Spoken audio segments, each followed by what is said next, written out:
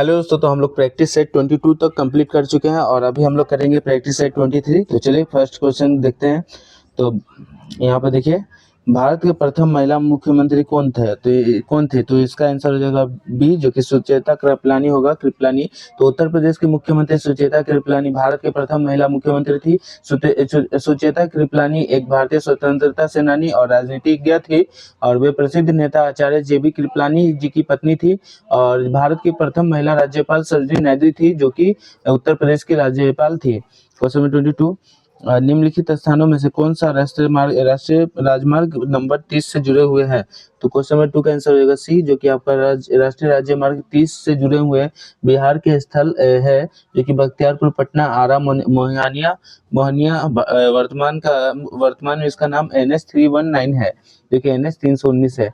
Question number 3, राष्ट्रीय smart government संस्थान कहाँ स्थित है? तो क्वेश्चन नंबर 3 का आंसर हो जाएगा ए, जो कि राष्ट्रीय स्मार्ट गवर्नमेंट संस्था हैदराबाद में स्थित है। और राष्ट्रीय स्मार्ट गवर्नमेंट संस्था 2002 की कंपनी अधिनियम 1956 की धारा जो कि 25 के तहत एक सार्वजनिक निजी साझेदारी के रूप में बनाया गया था। क्वेश्चन नंबर 4, संयुक्त राष्ट्र यूएनओ का मुख्यालय कहाँ है? तो इसका आंसर हो जाएगा आपका न्यूयॉर्क, जो कि 4 का आंसर हो जाएगा बी, जो कि संयुक्त राष्ट्र जो कि ये संघ जो कि यूएनओ जो कि यूनाइटेड नेशंस ऑर्गेनाइजेशन का मुख्यालय न्यूयॉर्क अमेरिका में है। और इसकी स्थापना 24 अक्टूबर 1945 को हुई, जिसमें 50 देश संयुक्त राष्ट्र अधिकार पत्र पर हस्ताक्षर किए। वर्तमान में 193 देश इसके सदस्य हैं। इनमें से 5 देश जो कि चीन, फ्रांस, रूस, ब्रिटेन और अमेरिका स्थायी सदस्य है। क्वेश्चन नंबर 5, हिंद स्वराज पुस्तक किसने लिखी? तो क्वेश्चन नंबर 5 का आंसर हो जाएगा डी, जो कि महात्मा गांधी ने महात्मा गांधी ने राष्ट्रीय स्वतंत्रता के लिए अपना पूरा जीवन समर्पित कर दिया। सन 1919 में उनके द्वारा लिखित पुस्तक हिंद स्वराज है, जिसमें उन्होंने स्वराज की व्याख्या की है। और उनकी अन्य कृतियां जैसे कि हरिजन एवं इंडियन ओपिनियन इत्यादि है। तो क्वेश्चन नंबर 6, फणीश्वर नाथ रेणु का जन्म कहाँ हुआ था? तो क्वेश्चन नंबर 6 का आंसर हो जाएगा सी, जो कि फणीश्वर नाथ रेणु का जन्म 4 मार्च 1921 को बिहार के पूर्णिया जिला में हुआ था, जो कि वर्तमान में अररिया के आरोही हिंगना गांव में हुआ था। और ये हिंदी भाषा के साहित्यकार थे। इनकी प्रसिद्ध कृतियां में मैला आंचल और कितने कितने चौराहे उपन्यास एवं पंचलाइट मारे गए, गुलफाम, ठेस कहानियां इत्यादि है। इन्हें मेला आंचल उपन्यास के लिए पद्मश्री पुरस्कार से सम्मानित किया गया था। क्वेश्चन नंबर 7, भारतीय उपमहाद्वीप की 7वां सबसे पुराना विश्वविद्यालय पटना कब स्थापित हुआ? तो क्वेश्चन नंबर 7 का आंसर हो जाएगा आपका डी, जो कि पटना विश्वविद्यालय की स्थापना 1 अक्टूबर 1917 को हुई थी। यह भारत उपमहाद्वीप का सबसे पुराना तथा बिहार का प्रथम विश्वविद्यालय है। क्वेश्चन नंबर 8, बिहार में कौन सा जलप्रपात नहीं है? तो क्वेश्चन नंबर 8 का आंसर हो जाएगा आपका ए, जो कि हुंडरू जलप्रपात झारखंड राज्य के रांची जिले में स्थित है। यह स्वर्ण रेखा नदी पर बना है, जबकि धुआं कुंड, ककोलत, मंझर कुंड बिहार में स्थित झरने हैं। क्वेश्चन नंबर 9, पौधे श्वसन करते हैं, तो इसका आंसर हो जाएगा आपका 9 का ए, जो कि सामान्यतः पौधों पर श्वसन पत्तियों में पाए जाते हैं। और रंध्रों और पत्तियों में पाए जाने वाले रंध्र के माध्यम से पौधों में श्वसन प्रक्रिया और प्रकाश संश्लेषण की जाती है। दोनों भिन्न भिन्न है। श्वसन रात दिन होने वाली प्रक्रिया है, जबकि प्रकाश संश्लेषण मात्र सूर्य का प्रकाश में होता है। क्वेश्चन नंबर 10, कैंसर कोशिका के प्रशिक्षण को कहा जाता है? तो क्वेश्चन नंबर 10 कैंसर हो जाएगा ए, जो कि बायोप्सी प्रशिक्षण जो कि प्रक्रिया द्वारा कैंसर कोशिका का परीक्षण किया जाता है। अब बायोप्सी प्रक्रिया में उत्तक का एक छोटा सा नमूना लेकर माइक्रोस्कोप से जांच की जाती है। और बायोप्सी प्रक्रिया का विकास अरब चिकित्सक अबू अल कसीम और अल जहरवी ने किया था। क्वेश्चन नंबर 11, चमगादड़ तथा पक्षी के पंख है, तो इसका आंसर हो जाएगा आपका 11 का ए, जो कि चमगादड़ और पक्षी के पंख का समजात अंग के उदाहरण है, अर्थात उनकी विकासवादी उत्पन्न अलग अलग के लिए उनके कार्यों में समानता है। क्वेश्चन नंबर 12, बायोगैस से मुख्य अवयव क्या है? तो इसका क्वेश्चन नंबर 12 का आंसर हो जाएगा ए, जो कि बायोगैस से मुख्य अवयव मीथेन है। और बायोगैस का मुख्य अवयव मीथेन है। बायोगैस और ऊर्जा और पवन ऊर्जा की तरह ही नवीनीकरण ऊर्जा का स्रोत है। यह गैस का वह मिश्रण है जो ऑक्सीजन के अनुपस्थिति में जैविक सामग्री के मिश्रण से में ऑक्सीजन की अनुपस्थिति आपको यहाँ पे ज्ञातवा है कि बायोगैस का उत्पादन केवल जैव रासायनिक प्रक्रिया द्वारा होता है, जिसमें कुछ विशेष प्रकार का बैक्टीरिया जैविक कचरे का उपयोग बायोगैस में बदलते हैं। बायोगैस के अन्य घटक कार्बन डाइऑक्साइड, सॉलिड सॉलिड सोल्यूशनर आदि है, और 75% उपस्थिति के कारण मीथेन मुख्य घटक के रूप में जाना जाता है। क्वेश्चन नंबर 13, NH3 की ऑक्सीकरण संख्या क्या है? तो NH3 का ऑक्सीकरण संख्या यहाँ पे D होगा, जो कि आपका 0 होगा। और NH3 ये अमोनिया एक तटस्थ अणु है, इसलिए NH3 में नाइट्रोजन N और हाइड्रोजन H की ऑक्सीकरण संस्थाओं का योग 0 है, जबकि NH3 में हाइड्रोजन और ऑक्सीकरण संख्या +1 और तथा नाइट्रोजन का ऑक्सीकरण संख्या -3 है। क्वेश्चन नंबर 14, धुआं कैसे बनता है? तो क्वेश्चन नंबर 14 का आंसर हो जाएगा ए, जो कि गैस में ठोस। तो क्वेश्चन नंबर इसका आंसर हो जाएगा ए 14 का। धुआं एक कोलाइड है जो हवा में उपस्थित ठोस एवं गैसों के कणों से बनना होता है, जो कि हवा में उपस्थित ठोस एवं गैसों के कारण कोनों से बना होता है। धुआं वायुजनित अभिकारकों को गैस का एक संग्रह है। जब कोई सामग्री दहन या ताप विघटन से गुजरती है तो और उसमें वायु का प्रवेश होता है तो धुआं का निर्माण होता है। क्वेश्चन नंबर 15 आर्द्रता किस उपकरण से मापी जाती है? तो आर्द्रता इसमें आपका 15 का आंसर हो जाएगा बी। 15 का आंसर हो जाएगा बी, जो कि आपका यहाँ पे हाइग्रोमीटर होगा। और भी कुछ देख लेते हैं, उपकरण मापी जाने वाली रस्सियाँ, जो कि उपकरण देख लेते हैं और मापी जाने वाली रस्सियाँ। तो हाइग्रोमीटर, जैसे कि इसमें क्वेश्चन में दिया हुआ है, द्रवों की उपेक्षित व घनत्व का मापन हाइग्रोमीटर से आपको यहाँ पे आर्द्रता नापी जाती है। हाइड्रोमीटर से द्रवों के अपेक्षित घनत्व का माप किया जाता है।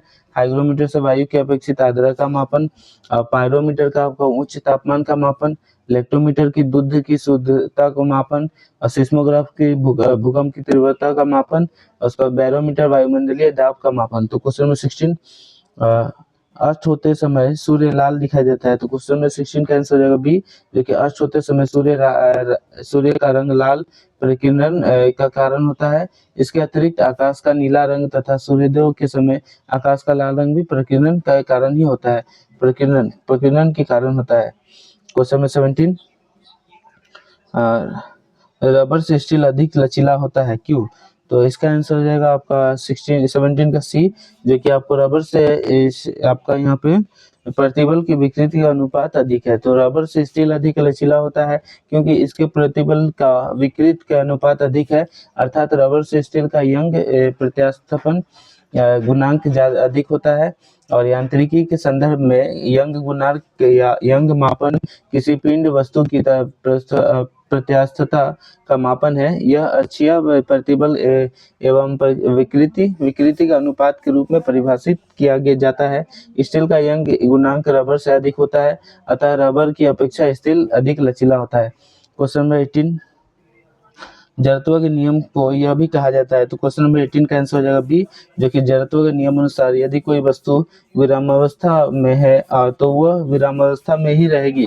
यदि गतिमान अवस्था में है तो गतिमान अवस्था में ही रहेगी, जब तक कि उस पर कोई बाहरी बल ना आरोपित किया जाए। इसे गति का प्रथम नियम भी कहा जाता है। इस नियम के प्रतिपाद न्यूटन ने किया था। क्वेश्चन नंबर 19, लैंगिक क्षमता सूचकांक का क्या दर्शाता है? तो इस क्वेश्चन नंबर 19 का आंसर हो जाएगा ए, जो कि लैंगिक क्षमता सूचकांक गरीबी, स्वास्थ्य, शिक्षा, साक्षरता, राजनीतिक प्रतिनिधित्व के और कार्यस्थल पर समानता जैसे पहलुओं को दिखाता है और पहलुओं को दिखाता है और इसमें आकलन करता है। इसके अंतर्गत शैक्षिक अवसरों की प्राप्ति में बालिकाओं के साथ भेदभाव, स्वास्थ्य सुविधाओं और प्राप्ति में बालिकाओं के साथ भेदभाव तथा रोजगारों के अवसरों में बालिकाओं के साथ भेदभाव जैसे मुद्दों को समाहित किया जाता है। क्वेश्चन नंबर 20, राष्ट्रीय जनसंख्या नीति घोषणा की गई। तो इसका आंसर हो जाएगा 20 का ए, जो कि राष्ट्रीय जनसंख्या नीति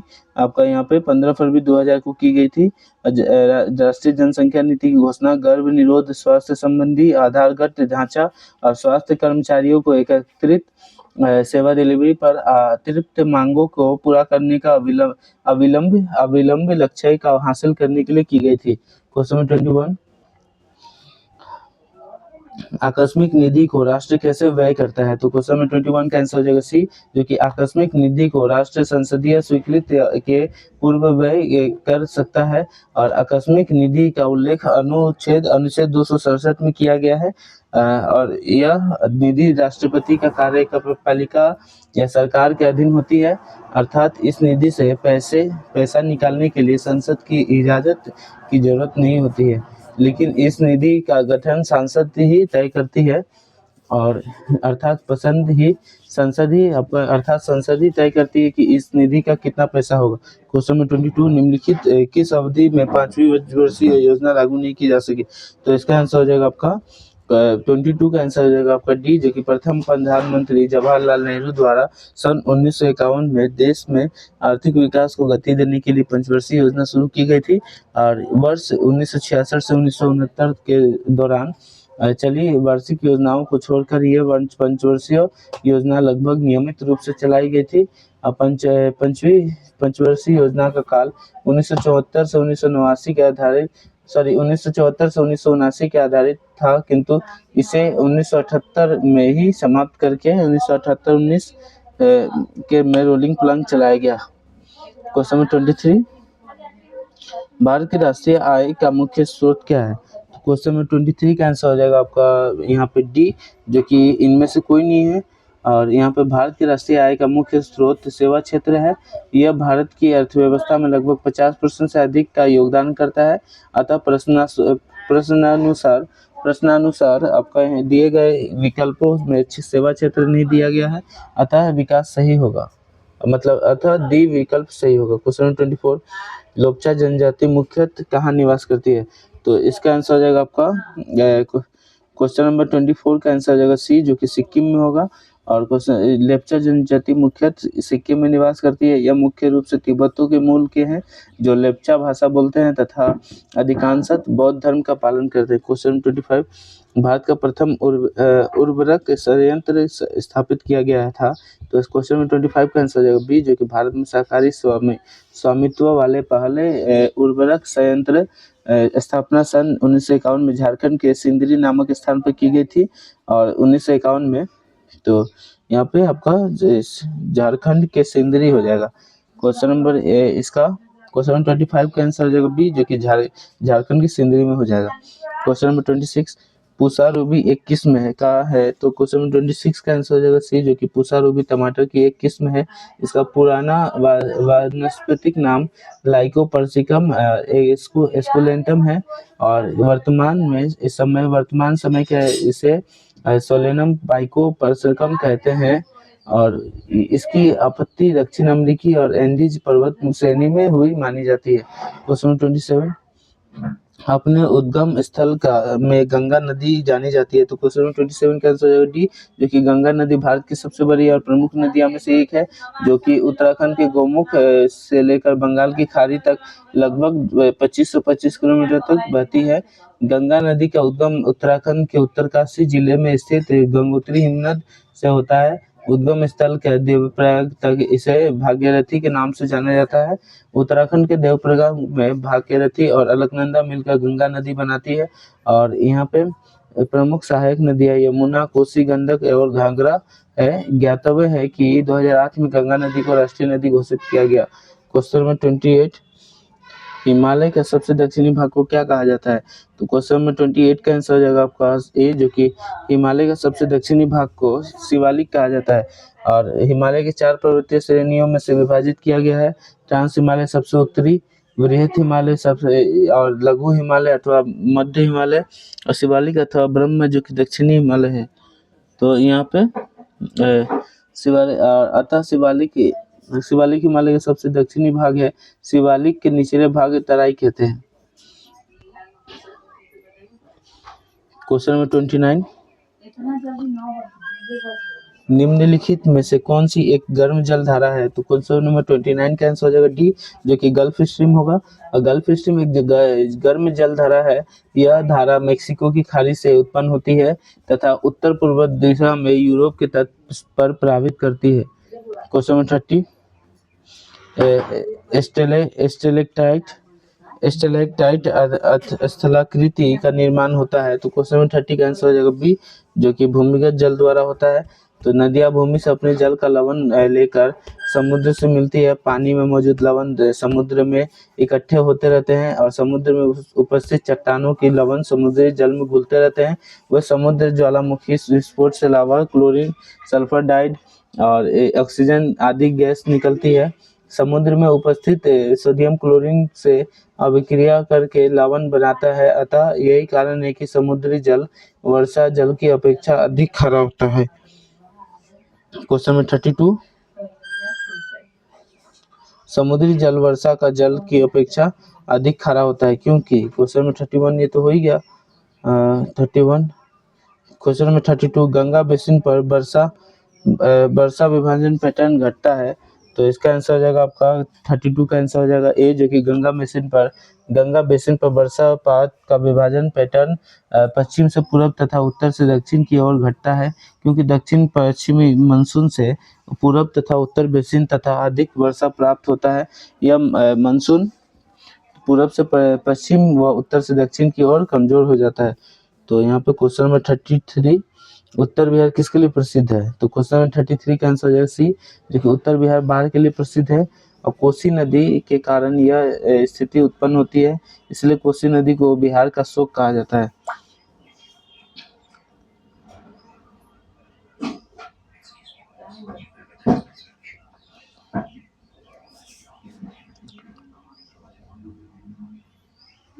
क्वेश्चन नंबर 34, जनजाति और जिले में निम्न जोड़ों में से कौन सा जोड़ा सही नहीं है।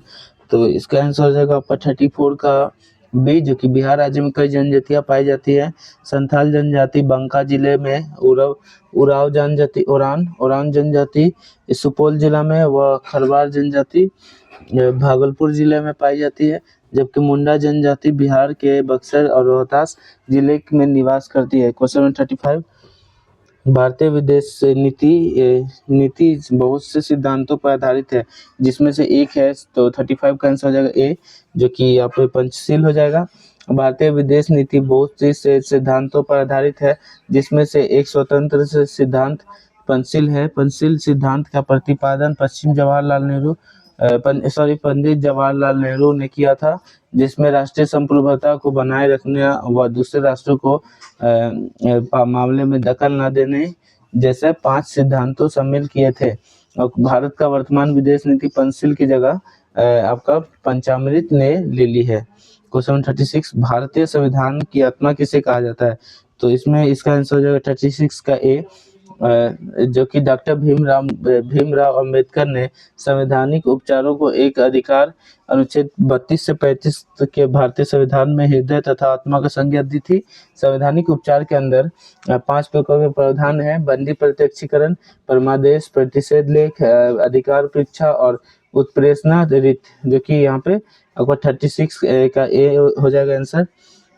क्वेश्चन 37, पंचायती राज संस्थानों के जिले स्तर पर सर्वोच्च अंग का नाम क्या है। तो क्वेश्चन 37 का आंसर हो जाएगा बी, जो कि जिला परिषद होगा। और 73वें संविधान संशोधन 1992 के अनुसार पंचायती राज व्यवस्था के त्रिस्तरीय ढांचे का प्रावधान है और त्रिस्तरीय पंचायत राज व्यवस्था की सिफारिश 1957 ईस्वी में बलवंत राय मेहता ने की थी। इसमें ग्राम स्तर पर ग्राम पंचायत, प्रखंड स्तर पर पंचायत समिति एवं जिला स्तर पर जिला परिषद का प्रावधान किया गया है। क्वेश्चन 38, योजना आयोग है। तो क्वेश्चन 38 का आंसर हो जाएगा आपका यहाँ पे योजना आयोग 38 का आंसर हो जाएगा बी, जो कि वर्ष 1946 में आपका कार्यकारी निकाय होगा। वर्ष 1946 में गठित केसी नियोगी समिति के संतुष्टि के आधार पर भारत में योजना आयोग के गठन 15 मार्च 1950 को एक गैर संवैधानिक तथा परमादर्श दात्री निकाय या कार्यकारी निकाय के तहत रूप में किया गया और भारत के प्रधानमंत्री इसके पदेन अध्यक्ष होते थे। और 1 जनवरी 2015 को योजना आयोग का स्थान नीति आयोग ने ले लिया और इसका नीति आयोग का उपाध्यक्ष आपका सुमन बेरी है। क्वेश्चन 39, जिला न्यायाधीश की नियुक्ति की जाती है। तो क्वेश्चन 39 का आंसर हो जाएगा डी, जो कि संविधान के अनुच्छेद 234 के अनुसार राज्यपाल जिला न्यायाधीशों से भिन्न व्यक्ति को भी जिला न्यायाधीश के रूप में नियुक्त कर सकता है। राज्य लोकसेवा आयोग तथा अथवा अथवा उच्च न्यायालयों के परामर्श के बाद ही राज्यपाल द्वारा जिला न्यायाधीश के पद पर नियुक्ति किया जा सकते हैं। और संविधान के अनुच्छेद 233(1) के अनुसार किसी राज्य का राज्यपाल जिला न्यायाधीश की नियुक्ति संबंधित उच्च न्यायालय की परामर्श है। क्वेश्चन नंबर 40, राज्यों के मुख्यमंत्री। तो ये आपका क्वेश्चन नंबर 40 का आंसर हो जाएगा ए, जो कि राज्य के मुख्यमंत्री नियुक्ति होते हैं। तो भारतीय संविधान के अनुसार मुख्यमंत्री की नियुक्ति की जाती है, जिसे राज्य के राज्यपाल नियुक्ति करते हैं। और विधानमंडल में से जिस दल को बहुमत होता है, राज्यपाल उसी दल के नेता को मुख्यमंत्री पद के लिए आमंत्रित करता है। और अनुच्छेद 164 के तहत मुख्यमंत्री की नियुक्ति राज्यपाल द्वारा की जाती है। क्वेश्चन नंबर 41, एक व्यक्ति क्या एक से अधिक राज्यों का राज्यपाल हो सकता है? तो इसका आंसर हो जाएगा 41 का ए, जो कि 7वें संविधान संशोधन अधिनियम 1956 द्वारा अनुच्छेद 153 में से परंतु जोड़ा गया था कि एक ही व्यक्ति एक से अधिक राज्यों के राज्यपाल नियुक्ति किए जा सकते हैं। तो क्वेश्चन नंबर 42,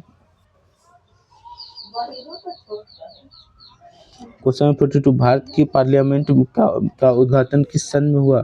तो इसका आंसर हो जाएगा आपका क्वेश्चन नंबर 42 का आंसर हो जाएगा आपका बी, जो कि 1927 में हुआ।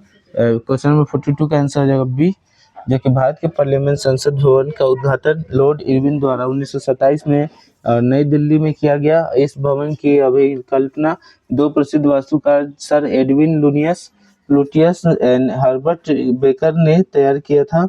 और नए संसद भवन का उद्घाटन प्रधानमंत्री नरेंद्र मोदी ने 28 मई 2023 को किया। क्वेश्चन नंबर 43, भारत है एक तो इसका आंसर हो जाएगा आपका 43 का आंसर हो जाएगा ये, जो कि संविधान के 42वें संविधान संशोधन 1976 के अनुसार यहाँ पे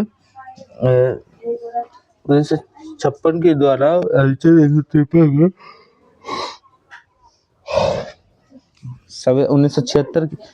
संविधान के 42वें संविधान संशोधन 1976 के अनुसार भारत का एक धर्मनिरपेक्ष राष्ट्र तथा इसका अर्थ राज्य धर्म के आधार पर किसी से भेदभाव नहीं करेगा। राष्ट्र की दृष्टि से सभी धर्म का समान है। तो क्वेश्चन नंबर 44, कुंवर सिंह, जो कि 1857 में विद्रोह के प्रमुख उपनायक थे, और वह निम्नलिखित से किससे संबंधित थे? वे निम्नलिखित से किससे संबंधित थे? तो क्वेश्चन नंबर 44 का आंसर हो जाएगा सी, जो कि जगदीशपुर हो जाएगा।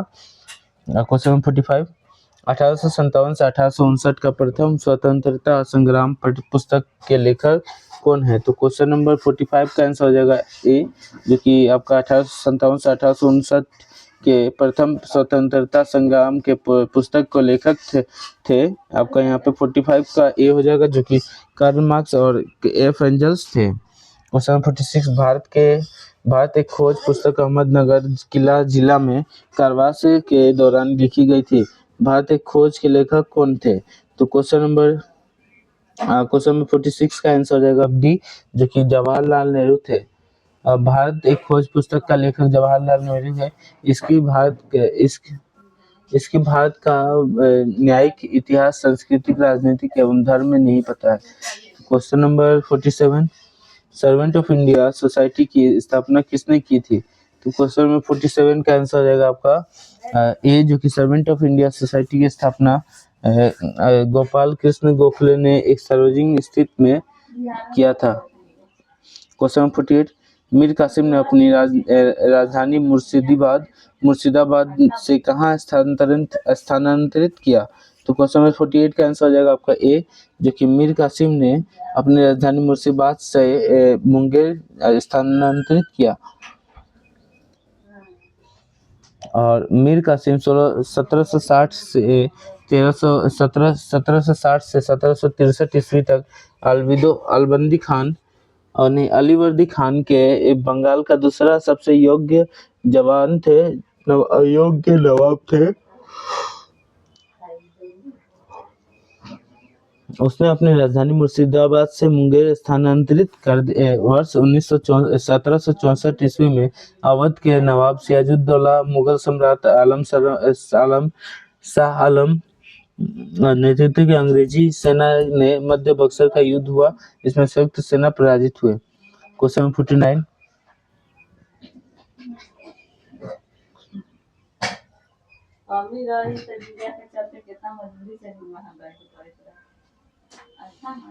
क्वेश्चन 49। मध्यकाल में सामंत को उसका लॉर्ड जी देता है, तो इसका आंसर डैश हो जाएगा। तो 49 का आंसर हो जाएगा आपका ए। मध्यकाल में सामंत का उसका लॉर्ड जो जमीन देता था उसे मेनर कहते हैं, और इस पर का विकल्प ए सही है। मेनर। मुगल साम्राज्य की नींव किस लड़ाई के बाद मानी जाती है? तो इसका आंसर हो जाएगा ए, जो कि पानीपत की प्रथम लड़ाई होगा। और ये आपका 50 का और भी फैक्ट देख लेते हैं। पानीपत की पहली लड़ाई जो कि 21 अप्रैल 1526 ईस्वी को दिल्ली के सुल्तान इब्राहिम द्वारा भागा जाता, मतलब इसमें 41 का पानीपत की पहली लड़ाई जो कि 21 अप्रैल 1526 ईस्वी को दिल्ली के सुल्तान इब्राहिम लोदी एवं बाबर के बीच लड़ी गई थी। इसमें इब्राहिम लोदी पराजित हुआ और लोदी वंश की सम्मानित की गई, और इसमें इस युद्ध के बाद मुगल साम्राज्य की नींव पड़ गई। तो क्वेश्चन नंबर 52, सूफी जाने जाते हैं। तो क्वेश्चन नंबर 52 का आंसर हो जाएगा आपका सूफी जाने जाते हैं, तो इसका आंसर हो जाएगा आपका सूफी सी, जो कि सूफी आपका क्या जानते हैं? तो सूफी यहाँ पे सूफी मुस्लिम संत के नाम जाने जाते हैं, सूफी मुस्लिम संत। तो क्वेश्चन नंबर 53, शेरशाह की अच्छी तरह से अपने प्रशासनिक कौशल के लिए प्रसिद्ध है, विशेष रूप से अपने। तो क्वेश्चन नंबर 53 का आंसर हो जाएगा बी, जो कि आपका यहाँ पे शेरशाह सूरी की वास्तविक नाम फरीद था। 1539 में चौसा का युद्ध में हुमायूं को पराजित करने के बाद शेरशाह की उपाधि धारण करने की 1540 ईस्वी में कन्नौज बिलग्राम के युद्ध में हुमायूं को परास्त करके दिल्ली के सिंहासन पर कब्जा किया, और सिंहासन विशेष रूप से जीता और अपने भूराजस्व प्रणाली का एक सदस्य प्रसिद्ध था। क्वेश्चन 54, तोरा इस धर्म से पवित्र ग्रंथ है। तो क्वेश्चन नंबर 54 का आंसर हो जाएगा ए, जो कि तोरा यहूदी धर्म की मूल अवधारणाओं की शिक्षा देने वाले धार्मिक ग्रंथों को, जबकि बाइबल ईसाई धर्म की पवित्र और ग्रंथ हिंदू धर्म के पवित्र कथा ग्रंथन है, पवित्र ग्रंथ गीता है। तो question number 56, question number 56, Gautam Buddha ने धर्म चक्र परिवर्तन कहाँ से आरंभ किया? तो क्वेश्चन नंबर 56 का आंसर हो जाएगा आपका क्वेश्चन नंबर 57 का, और 56 का आंसर हो जाएगा धर्मचक्र आपका यहाँ पे 56 का आंसर हो जाएगा ए, जो कि आपका यहाँ पे प्रशासन से होगा। और क्वेश्चन नंबर 58, हड़प्पा किस देश में स्थित है? तो क्वेश्चन नंबर 88 का आंसर हो जाएगा आपका क्वेश्चन नंबर 88 का आंसर हो जाएगा आपका 58 का। क्वेश्चन नंबर 58 का आंसर है ए, जो कि हड़प्पा पाकिस्तान के पंजाब प्रांत में स्थित है।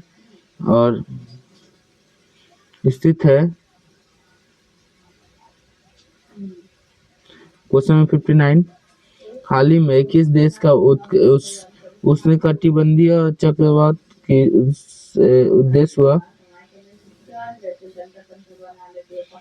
हाल ही में किस देश के द्वारा उष्णकटिबंधीय चक्रवात अल्फ्रेड आया? तो क्वेश्चन 59 का आंसर हो जाएगा आपका 59 का आंसर हो जाएगा बी, जो कि हाल ही में उष्णकटिबंधीय चक्रवात अल्फ्रेड ने पूर्व ऑस्ट्रेलिया के प्रभावित किया है, और उष्णकटिबंधीय चक्रवात अल्फ्रेड ने ऑस्ट्रेलिया के पूर्वी क्षेत्र तीव्रता वर्षा की असामान्य रूप से बढ़ती लहरों की जन्म दिया कि पार्क की लागत 1000 करोड़ होगी। तो अभी हम लोग क्वेश्चन में 60 कंप्लीट कर चुके हैं। और नहीं, मई 2025 में छत्तीसगढ़ में पहले एआई डाटा सेंटर पार्क की स्थापना किस शहर में की जा सकी? तो इसका आंसर आएगा आपका 2025 में छत्तीसगढ़, जो कि मुख्यमंत्री विष्णु देव के साथ है। और राय में एआई डाटा सेंटर, जो कि रायपुर में एआई डाटा सेंटर पार्क का भूमि पूजन किया गया। इस डाटा सेंटर पार्क की रखी एआई डाटा सेंटर रखा गया।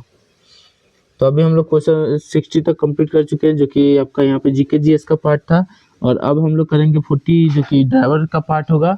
और 40 में भी 20 आपका यहाँ पे ड्राइवर का, यहाँ पे एक मोटर वाहन अधिनियम और नियमावली तथा यातायात नियम के संकेत होते हैं।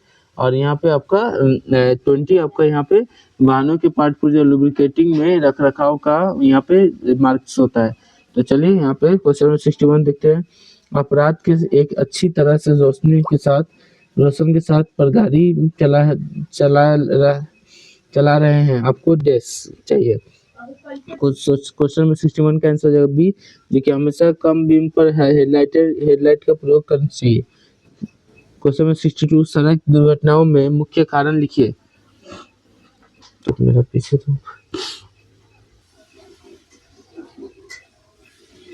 तो सड़क दुर्घटनाओं में मुख्य कारण आपका यहाँ पे 62 का आंसर हो जाएगा आपका डी, जो कि मुख्य कारण उपयुक्त सभी है। तो सभी के कारण मुख्य होता है। सड़क यातायात के प्रमुखता नियम क्या क्या है? तो क्वेश्चन नंबर 63 का आंसर हो जाएगा आपका डी, जो कि यहाँ पे उपयुक्त सभी हो जाएगा। क्वेश्चन नंबर 64, एक दिशा में वाहन ले जाना वर्जित है तो यातायात चिन्ह है।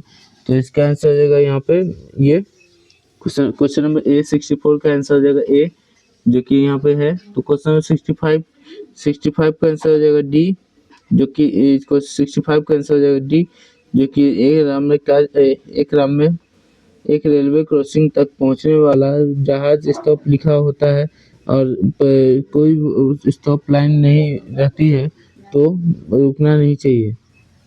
क्वेश्चन नंबर 66, एक चौराहा के कितने निकट समय जहां ट्रैफिक लाइट नहीं रहता है? तो क्वेश्चन में 66 का आंसर हो जाएगा आपका 66 का आंसर हो जाएगा सी।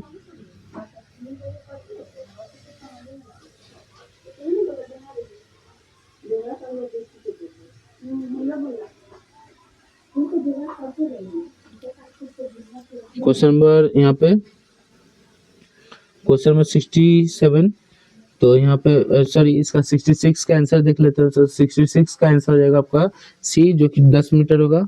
वाहन जब्तीकरण के बारे में आप क्या जानते हैं? तो क्वेश्चन नंबर 67 का आंसर हो जाएगा आपका option A, option B, option C, option D. तो इसका आंसर हो जाएगा आपका क्वेश्चन नंबर 66 का आंसर हो जाएगा सी, जो कि यहाँ पे 10 मीटर होगा।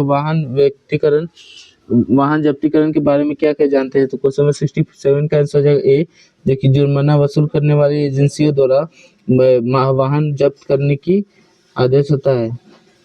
क्वेश्चन नंबर 68, किस स्थान पर हॉर्न बजाना सख्ती मना है?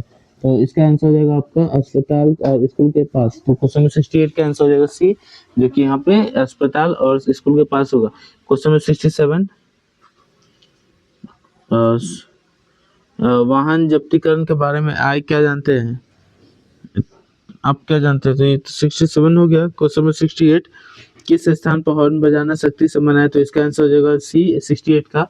क्वेश्चन नंबर 69, मोटरसाइकिल चलाते समय चालक और पीछे बैठे व्यक्ति दोनों के लिए क्या अनिवार्य है? तो इसका आंसर हो जाएगा 69 का ए, और सॉरी 69 का आंसर हो जाएगा जूता चश्मा पहनना।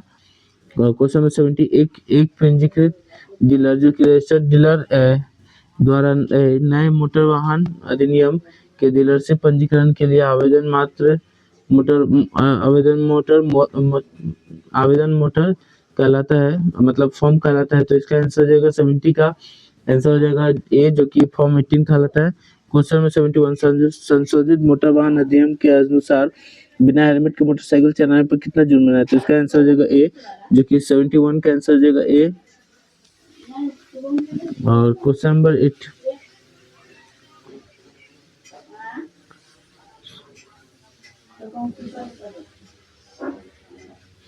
क्वेश्चन नंबर 18, वाटर डेंजर अधिनियम के अनुसार खतरनाक माल जो कि डेंजरस गुड ढोने वाले वाहनों के लिए क्या कहते हैं? तो इसका आंसर हो जाएगा 75 का आंसर हो जाएगा आपका सी, जो कि यहाँ पे विशेष लाइसेंस प्रशिक्षकरण वाहन लाइसेंस पर अवस्थित होती है।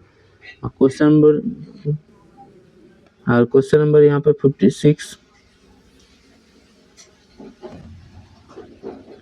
मोटर वाहन अधिनियम 1988 के किस धारा में ट्रैफिक कंट्रोल जो कि 1 का प्रावधान किया गया है, जैसे कि पुलिस अधिकारी या द्वारा यातायात को नियंत्रित किया जाता है? तो क्वेश्चन नंबर यहाँ पे 76 का आंसर हो जाएगा आपका, क्वेश्चन नंबर 76 का आंसर हो जाएगा बी, जो कि यहाँ पे धारा 119 के तहत होगा। एचएमवी का पूरा नाम क्या है? तो इसका हैवी मोटर व्हीकल होता है, जो कि 77 का यहाँ पे। तो क्वेश्चन नंबर 77 का आंसर हो जाएगा ए, जो कि हैवी मोटर व्हीकल।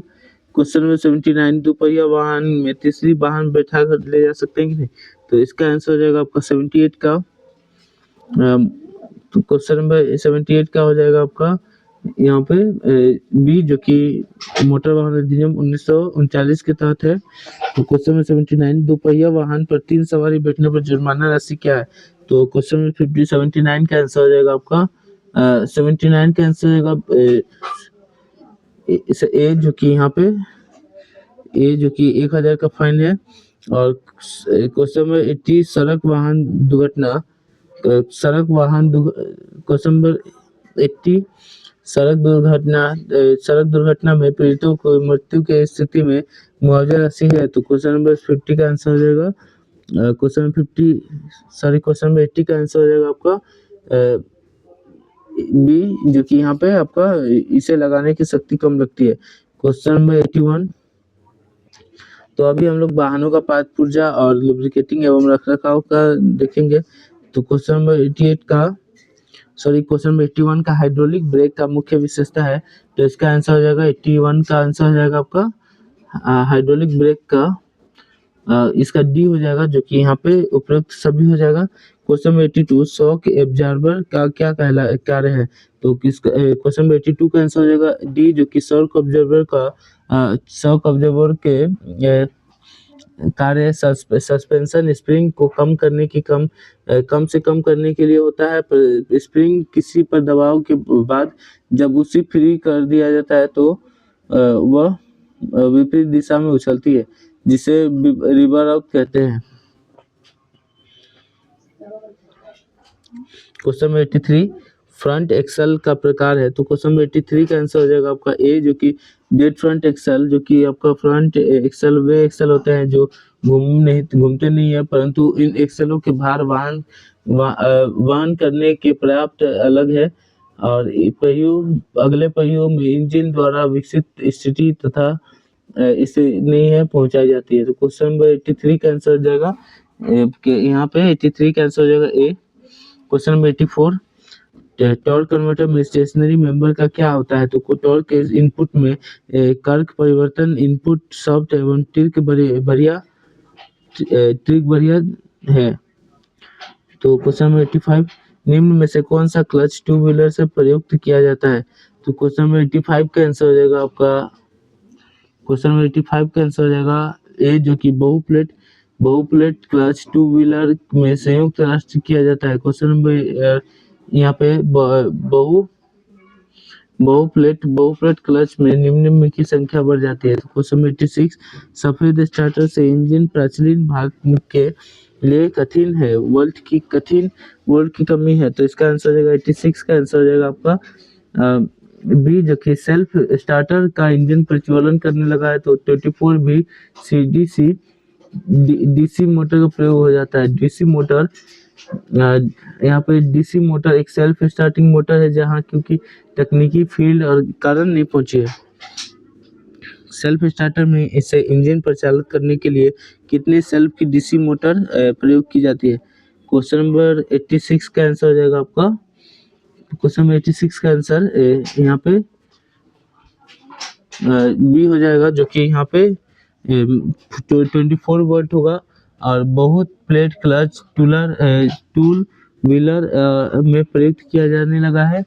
और क्वेश्चन नंबर 44 आपका यहाँ पे क्वेश्चन नंबर 44 हो जाएगा, सॉरी क्वेश्चन नंबर 86 तो क्वेश्चन नंबर 87 चार्जिंग सिस्टम का कंपोनेंट है, तो इसका आंसर हो जाएगा आपका 87 का आंसर हो जाएगा डी, जो कि सभी उपरोक्त सभी क्वेश्चन नंबर यहाँ पे 86 हो जाएगा। तो क्वेश्चन नंबर 87 हो गया। क्वेश्चन नंबर 88 एग्जॉस्ट के सामान्य साइज कितनी होती है, तो क्वेश्चन नंबर 88 का आंसर हो जाएगा क्वेश्चन नंबर 88 का आंसर हो जाएगा आपका ए, जो कि क्वेश्चन नंबर 88 का आंसर हो जाएगा बी, जो कि यहाँ पे एग्जॉस्ट की सामान्य साइज 2.0 से 2.5 तक होती है, और इसमें सिस्टम जो इंजन का एग्जॉस्ट डुलाई का तापमान करते हैं तो कम कर देता है। क्वेश्चन नंबर 89 मल्टी पॉइंट जो कि ECI स्कीम कंपोनेंट किया, तो क्वेश्चन नंबर इसका आंसर हो जाएगा 34 सॉरी यहाँ पे आपका क्वेश्चन दोनों multi point EFI system component है, तो 89 का आंसर हो जाएगा डी, जो कि यहाँ पे उपयोग सभी हो जाएगा।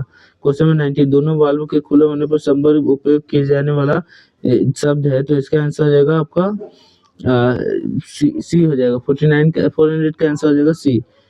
तो क्वेश्चन नंबर 90 मशीन पर कार्रवाई करने के लिए यदि मशीन खराब हो जाए तो क्या कहे, तो क्वेश्चन नंबर 91 का आंसर हो जाएगा क्वेश्चन नंबर 91 का आंसर हो जाएगा आपका मशीन पर कार्य करते समय यदि संस्कृत खराब हो जाए तो यहाँ पे तो 91 का आंसर हो जाएगा आपका 91 का आंसर हो जाएगा ए, जो कि मिशन पर कार्य करते हुए यदि मशीन खराब हो जाए तो मशीन की गणेश पर कार्य करने हेतु समय को साथ दीजिए। क्वेश्चन नंबर 92 क्वेश्चन एक पूर्ण लुब्रिकेशन प्रणाली है, तो क्वेश्चन नंबर 92 का आंसर हो जाएगा ए, जो कि लुब्रिकेशन प्रणाली में पूजा में जाने से पहले सारे तेल को फिल्टर किया जाता है। क्वेश्चन में किया जाता है, तो क्वेश्चन नंबर 93 तो एक 6 सिलेंडर वाला कार इंजन में कमलागत क्रैंक के साथ आपका यहाँ पे क्वेश्चन नंबर 93 कमागत रुक्रांक के बीचों बीच कौन से होते हुए निकल गया, तो इसका क्वेश्चन नंबर 94 हो जाएगा इंजन से कम परिवार का उत्पाद का कारण है, तो ये है तो डैश है, तो क्वेश्चन नंबर 74 का आंसर हो जाएगा आपका ए। क्वेश्चन नंबर 74 का आंसर हो जाएगा ए, जो कि आपका यहाँ पे है। क्वेश्चन नंबर 95 हिटलर प्लग कहाँ फिट किए जाते हैं, तो क्वेश्चन नंबर 95 का आंसर हो जाएगा आपका क्वेश्चन नंबर 95 का आंसर हो जाएगा क्वेश्चन नंबर 95 बी हो जाएगा, जो कि हीटर प्लग कंबशन चैम्बर में फिट हो जाता है और कुछ डीजल इंजनों के होकर यहाँ पे दूसरा को बेच देते हैं। क्वेश्चन नंबर 96 रोल बियरिंग का सबसे स्नेहन कार्य के लिए सामान्यतः निम्नलिखित में से कौन आवश्यक है, तो क्वेश्चन नंबर 96 का आंसर हो जाएगा आपका ए, जो कि रोलर बियरिंग का स्नेह करने के लिए अधिकतर अर्ध ठोस का उद्देश्य क्या प्रयोग किया जाता है, यह प्रसिद्ध ठोस के रूप में भी अग्रिस या मोम का प्रयोग करते हैं। क्वेश्चन नंबर 37 इंजन ऑयल जो कि इंजन ऑयल का सेल SAE ठोस सन्निहित के अंदर ये क्वेश्चन नंबर 95 का आंसर हो जाएगा हीटर प्लग कहाँ फिट है, तो इसका आंसर हो जाएगा 95 का आंसर हो जाएगा आपका यहाँ पे बी, जो कि हीटर प्लग कंबस्ट चैम्बर में फिट है। क्वेश्चन नंबर 96 रोलर बियरिंग का स्नेह करते हैं लेकिन समानांतर निम्नलिखित स्नेह की आवश्यकता होती है, तो क्वेश्चन नंबर 96 का आंसर हो जाएगा आपका यहाँ पे बता दिया गया है, जो कि डैश है। तो क्वेश्चन नंबर 95 इंजन ऑयल का SAE नंबर क्या होता है, तो क्वेश्चन नंबर 97 का इंजन नंबर का SAE 30 नंबर या 40 नंबर होता है। लुब्रिकेशन ऑयल में ग्रेडिंग का मतलब होता है सोसाइटी ऑफ ऑटोमोबाइल इंजीनियर्स, जिन्होंने समानता ध्यान से पढ़ा था। क्वेश्चन नंबर 99 इंजन का वाल्व नियंत्रित होता है, तो क्वेश्चन नंबर 99 का आंसर हो जाएगा आपका यहाँ पे 99 का आंसर हो जाएगा आपका 99 का आंसर हो जाएगा ए, जो कि एक कैम शेफ्ट के द्वारा होता है। क्वेश्चन नंबर 100 जो कि लास्ट क्वेश्चन है 23 का। तो यदि किसी सिलेंडर में धारियाँ पड़ गई है तो उन्हें दूर किया जाता है। तो क्वेश्चन नंबर 100 का आंसर हो जाएगा बी, जो कि यहाँ पे हर्निंग होगा। तो यहाँ पे आशा करता हूँ आपको यहाँ पे 23 प्रैक्टिस सेट कंप्लीट कर लिए होंगे। और आज हम लोग 23 प्रैक्टिस कंप्लीट कर लिए हैं और अभी 24 25 बचा हुआ है, जो कि हम लोग कल कर लेंगे। तो फिर मिलते हैं अगली वीडियो में। तब तक इस चैनल को अगर आपने सब्सक्राइब नहीं किया तो चैनल को सब्सक्राइब करें। जय हिंद।